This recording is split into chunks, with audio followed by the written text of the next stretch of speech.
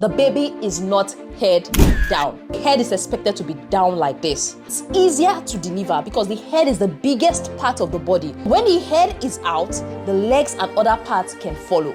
Many pregnant women hope for a vaginal birth, but sometimes a cesarean section is the safest option for the mother, the baby, or both. A cesarean section is not a sign of failure. It's a medical decision made when the benefit outweighs the risk. Good day everyone and welcome back to Nurses Lecture Room. My name is Mercy Mary, and on today's video, I'm going to be sharing with you 7 signs or situations that will make the doctors recommend a cesarean section. Before I go into details, having one of these signs I'm going to be listing today does not automatically mean you are going to have a cesarean section. Doctor consider your overall health, baby status, pregnancy history, ultrasound findings, benefit and risk. Before the doctor make the decision, madam, you might likely have a cesarean section, they must have considered a lot of things before coming to that conclusion. So one of the reasons your doctors may recommend a CS is because the baby is not head down. For example, this is your vagina. When it is close to term, when your baby is close to delivery, the head is expected to be down like this. So when it's down, it's easier to deliver because the head is the biggest part of the body. So when the head is out, the legs and other parts can follow. But in a situation where the baby's head is not down, probably the baby is transverse. Imagine the vaginal is like this and the baby is like this. Or the buttocks. The buttocks is like, it's down. So that can make delivery difficult. Because, for example, the buttocks is down and we want to deliver the baby. The baby comes out like this. There are cords. The cord is going to may likely go around the neck. So that increases complications during delivery. So the doctors might suggest a cesarean section because the baby is not head down. But in some places where they have people that are able to deliver breech, they are trained to deliver babies on breech position, they might give you that option. Do you want to try delivering with breech or cesarean section? Then you have the final say on what you want. Then the second I have to share with you is the placenta is blocking the birth canal. This is usually called placenta previa. What happens during this process? The placenta, first of all, is what provides oxygen. It provides nutrients for the baby. But if the placenta is blocking the birth canal, the baby cannot pass. Even if the cervix is fully dilated, the cervix is opened. But because the placenta is blocking where the baby is supposed to go through, the baby will not be able to pass. And during that process, severe bleeding can happen. So when it is noted that this woman has placenta previa, the safest option might be a cesarean section. There are different types of placenta previa. There are some that can be blocking the placenta partially, can be blocking the cervix, partially, or blocking it fully. So placenta previa is one of the reasons. Some women may have warning signs such as painless bleeding during pregnancy, but generally, it is usually detected in ultrasound, and that gives the doctor clue and also advice on what to give to you. Then the third reason I have to share with you is signs that the baby is not getting enough oxygen, fetal distress. Yes, when a woman is in labor or a woman is pregnant, one of the signs that show the baby is okay, that the baby is getting enough oxygen, is by monitoring the fetal heart rate.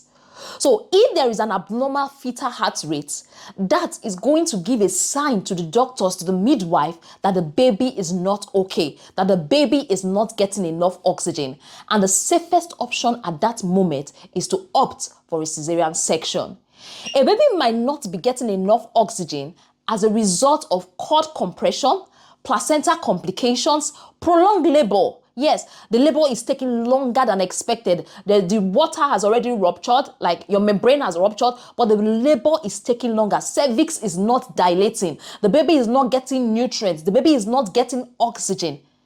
And when this shows up, in the monitor, that gives the doctors clue that this baby is going to die if a cesarean section is not done. The fourth reason I have to share with you is labor is not progressing. Yes, the cervix opened, opening started, labor has started, the cervix has started opening, but it is not progressing. Despite contraction, the baby's head is not moving down, it's not descending during that period. Despite contraction, the doctors might consider a cesarean section. But before the doctors consider a cesarean section, they might give some medications to help with contraction. They might try to position the mother. And if the mother and the baby are stable, they might give some more time. So that is why before the cesarean section is attempted or is brought up, a lot of factors are usually taken into consideration.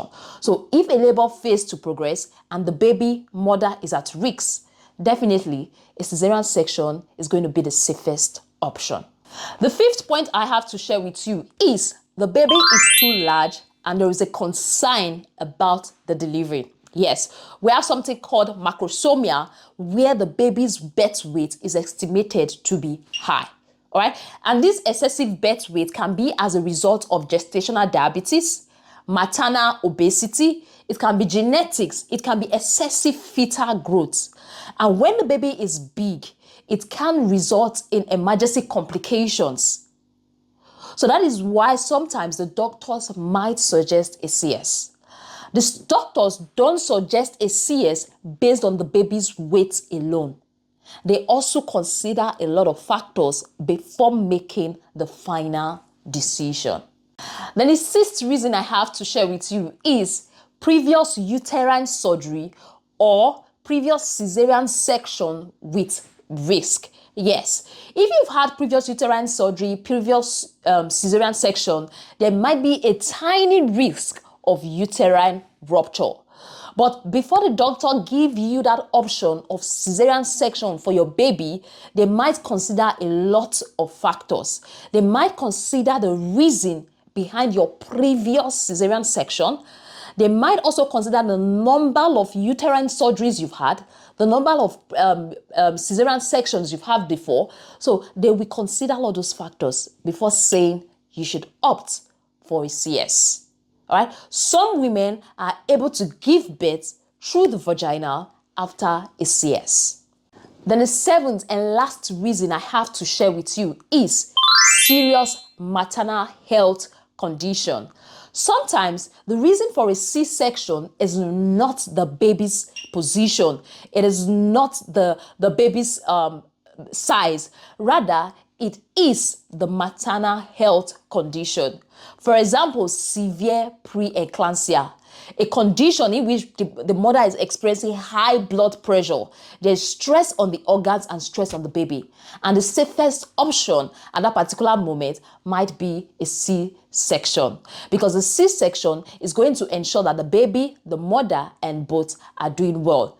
Remember, before a C-section is made, the benefit usually outweighs the risk.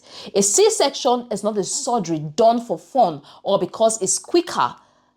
The benefit outweighs the risk. A C-section is not something to be scared of.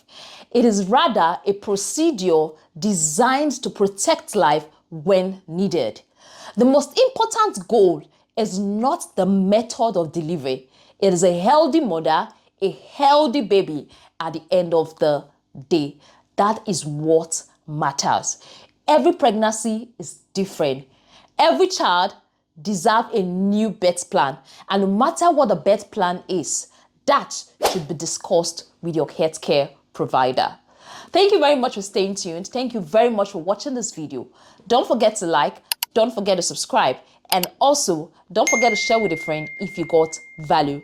For all my returning subscribers, this is Messi Mary saying thank you. Bye and see you in our next video.